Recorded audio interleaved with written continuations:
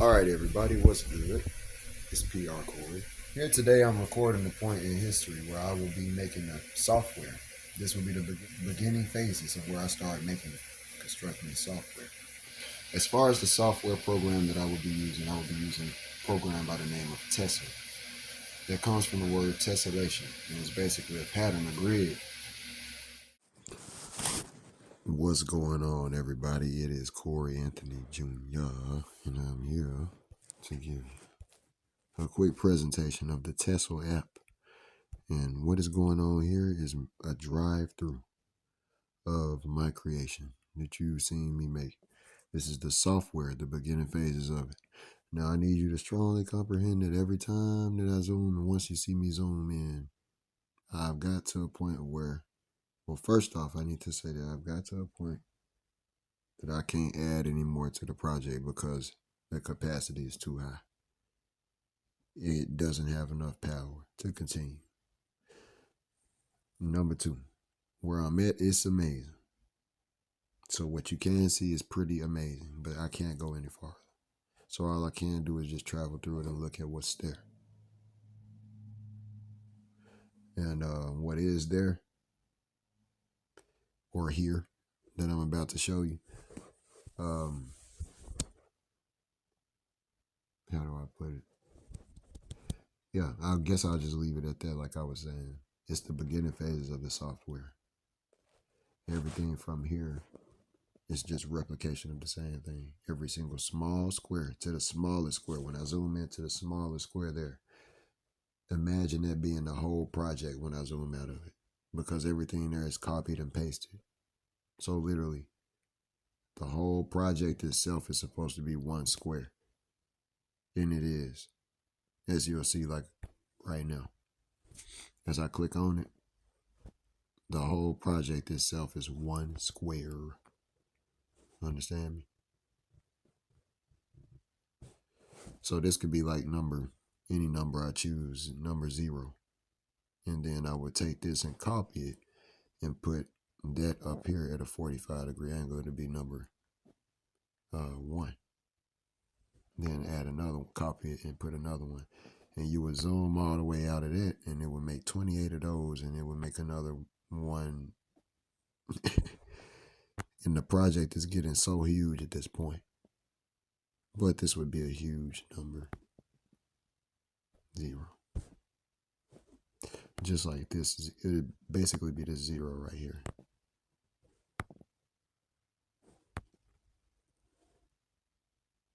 What you just saw, that's number 0. So you would zoom out like this and realize that that's number 0. And it'll be number 9 down here, which would be number 9 right here. Because you got number 9. So that's where it starts crashing. But being that it starts crashing, what I have to do is basically hit certain buttons to change the functions. When I change these functions, what happens is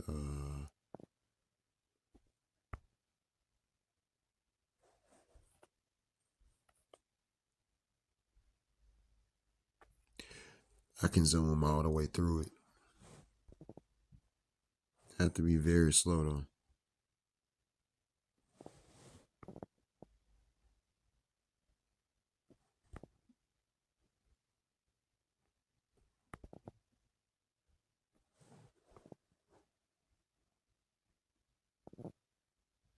See how it starts getting rigid?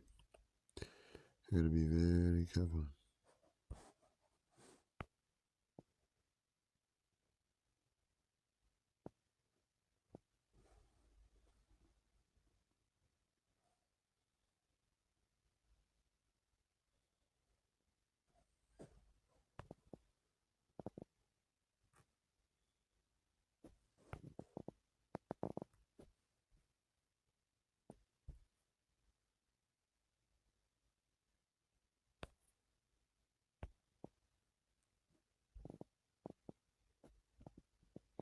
But that's the smallest it can get. right there. So that'll be the Nazca Sun Star right there. So the one square that you saw me zoom in on, like I was saying, that'll be like number 9. You know, trying to zoom in on it, but it's tripping. That one right there. You see me, the blue one down there. I'm trying to zoom in on the bottom. Dang it. Right there.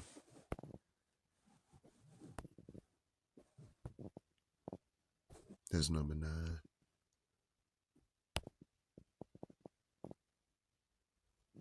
Like that one.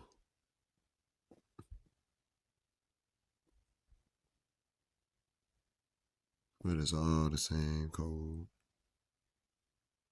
Pixel by pixel.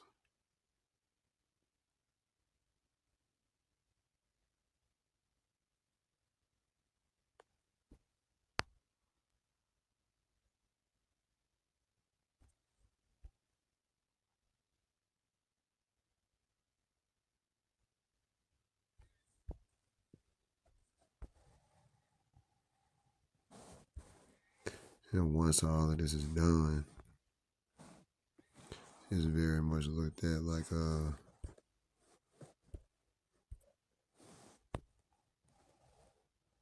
money. It looks like money. Just a very beautiful, I mean to say, fractal code.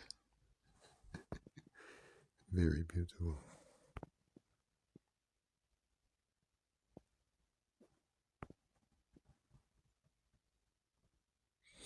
So being that it's this power, I can't turn every single one of these into the full project yet. But that's what it's supposed to be when it's finished. Every single square that you see here, every single small square that I could travel through here, I'm serious. Every single small square.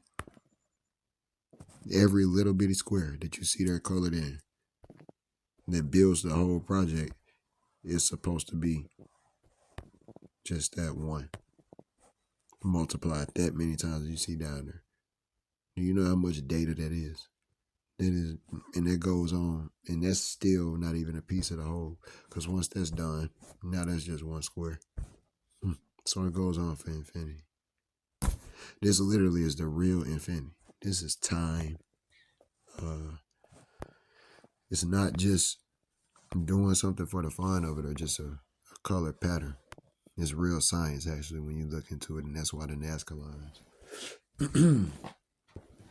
and everything else that you see me align with it has so much to deal with it because it's very important. It's worth billions of dollars, honestly, to tell the real truth. I'm not just saying that. It might sound crazy to some, but once you investigate into what I'm saying, you'll understand how this right here is a software that could generate how many different millions of dollars from that. And this can be turned into a video game that can generate hundreds of thousands of millions of dollars as a video game. Because it's a video game design. It's a map. So it's dealing with, it's also a GPS, sort of.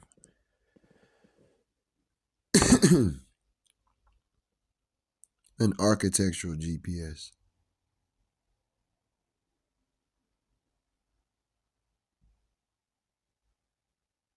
It's a lot that goes into. Now, that's not even mentioning the fact that I've drawn out the project and I can make a print worth a certain amount of money and keep the original worth for the millions.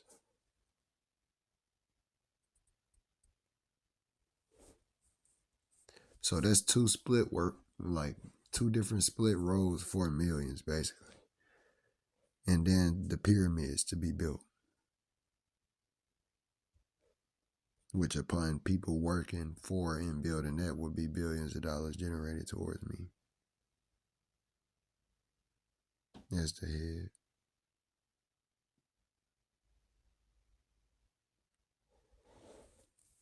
Because the direction has to go in the correct direction based on who set it in stone and initiated the process, you know.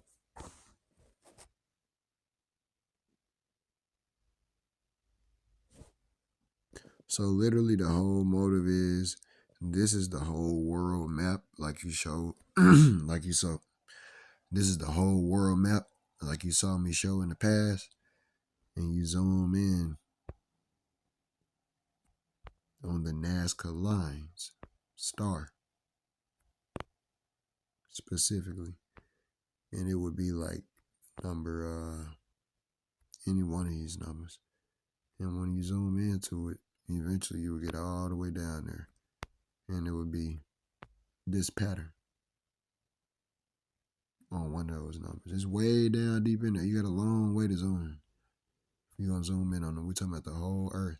But you would see that star you would zoom in on because everything is the center of a star. So that star right there would be what you reach on some number. The question of what number that is, literally, is what the whole mystery of the Nazca star is once you know and have this figured out. You understand what I'm saying? That's where I'm helping. That's where my work is helping specifically. Because without this being done, you wouldn't be able to figure out that it's a number altogether in the first place.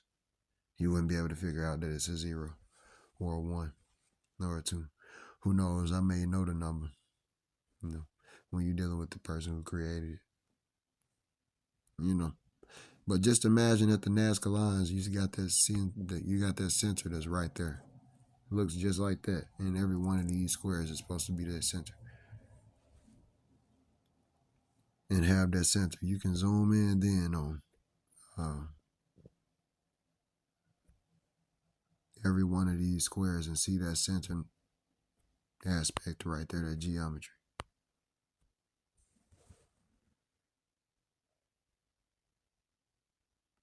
That's the Nazca star. And now you zoom out of the Earth, you see the oceans start to develop. Using South America, turn south, you got the rest of the world map.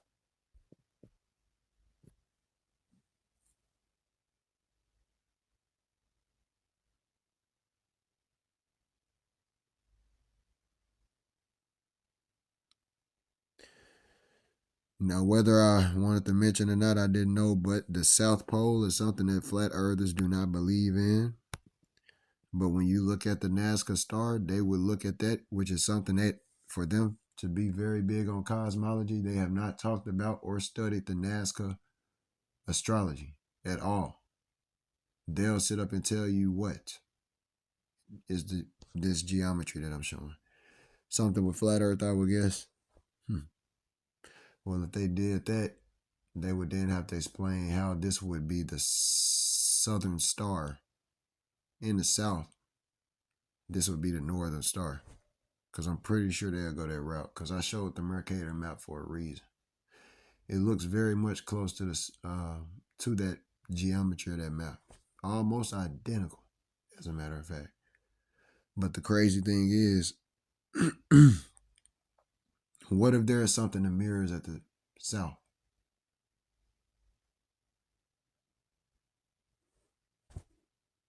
What if there is something that mirrors at the south? You have everything blocked off when you get down to a certain degree, don't you? To where you can't go, through Antarctica. So you can't go down there. But what if, being that y'all are saying that it's a southern wall, which y'all really have no proof of, what if when you get to the south, it's a mirroring of what you got in the north, which would be that map still? And what I'm saying is, what if what you see as far as the southern in the south right there with the Nazca star, what if that is dealing with the south at that point and not the north? But you would overlook that because there is no South Pole on a flat earth cosmology. It's just the outer wall that goes on for infinity. until whatever happens, according to y'all. So this whole center could be something dealing with the South that mirrors that of the North. So it, but I ain't gonna say it's exactly a mirror because it's two way distinct different areas. It's like saying your mouth exactly mirrors your behind hole. It's not the same. They both deal with the same thing, but they not the same thing. So that's all I had to say. And I'm gonna leave that there. So remember, this is the whole Earth that you see here, and you zoom in eventually on the Nazca star.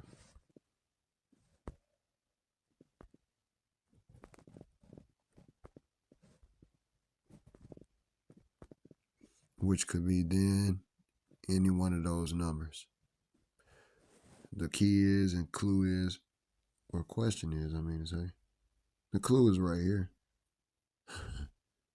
The question is, what number is it?